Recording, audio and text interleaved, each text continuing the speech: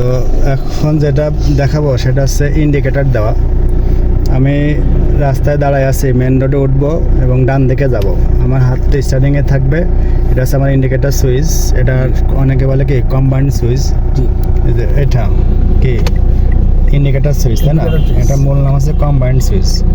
এই যে বামে দিচ্ছি, যে বামে জ্বলতেছে, আবার এই বন্ধ করলাম, আবার এই ডানে দিলাম, ডানে জ্বলতেছে। হাত আমার স্টার্টিং এরকম থাকবে, আমি আঙুল দিয়ে দিব, এই যে এরকম আঙুল দিয়ে, ঠিক আছে? তো আমি এখন এই যে ডান দিকে যাব, ইন্ডিকেটর দিলাম, ডানে ইন্ডিকেটর দিয়ে আমার রাস্তা দেখবো, প্রধান সড়কের গাড়ি কে অগ্রাধিকার দিয়ে তারপর আমার রাস্তায় যাইতে হবে।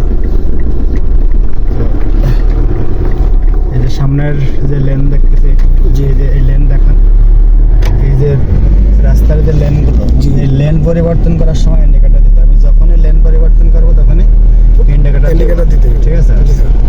অনেকেই কি করে, আপনার ইন্ডিকেটর না দিয়ে লেন পরিবর্তন করে আবার ফুল ইন্ডিকেটর দেয়। ফুল দেওয়া যাবে না। মনে করেন এটা একটা সুইচ, এটা হচ্ছে হ্যাজার্ড লাইট, হ্যাজার্ড। অনেকেই এখানে দেখেন দুইটা মানে সাইডটা একসাথে চলতেছে, এটার অর্থ তো ইন্ডিকেটর দেওয়া না। অনেকে সোজা যাওয়ার সময় এটা দেয়, এটা সোজা যাওয়ার সময় দেওয়ার কাজ না। এটা হচ্ছে হ্যাজার্ড। আপনার গাড়ি কোথাও নষ্ট হয়েছে বা আপনার গাড়ি দ্বারা কোথাও বিপদ হওয়ার সম্ভাবনা থাকে, ইমার্জেন্সি অবস্থায় আপনি লাইটটা জ্বালাতে হবে। ইন্ডিকেটর হিসেবে অনেকে ব্যবহার করে আমি সোজা রাস্তায় যাওয়ার জন্য, ওটা আমাদের ভুল। আমাদের অবশ্যই কি ইন্ডিকেটর ইউজ করার সময় বুঝতে হবে যে আমার প্রয়োজনীয়তাটা কি। আমার প্রয়োজনীয়তা অনুসারে আমি ইন্ডিকেটর ব্যবহার করব।